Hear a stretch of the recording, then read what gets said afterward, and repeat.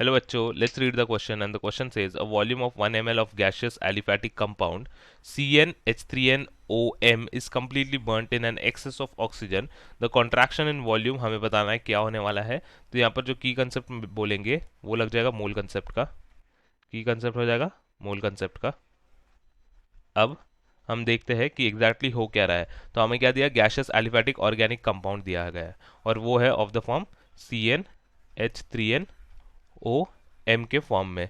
तो इसके बाद हमें दिया है वॉल्यूम कितना, 1 ml दिया है. Volume is equal to 1 ml is given to us. As we know that the balanced chemical reaction for the combustion, the general balanced chemical reaction जब हम बात करेंगे तो अगर हमारे पास C6HYOZ है तो C6HYOZ के केस में ये हो जाएगा मोल इसका जो है हमारे पास स्टोइकियोमेट्रिक कोएफिशिएंट ये हो जाएगा x+y/4 minus z/2 O2 times XCO2 plus y/2 H2O.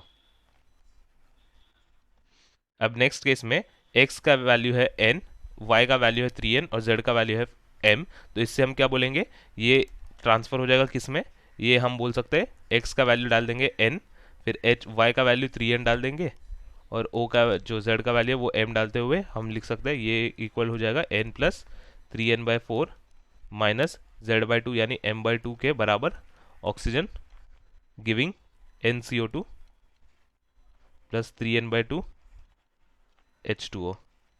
ये हमें दिया है. The volume of H2O is ignored as it becomes liquid. तो ये H2O का जो वॉल्यूम है हम इग्नोर कर देंगे क्योंकि ये क्या बन जाता है, ये लिक्विड बन जाता है, राइट. तो उसको इग्नोर करते हुए so contraction in volume, this will imply that the contraction in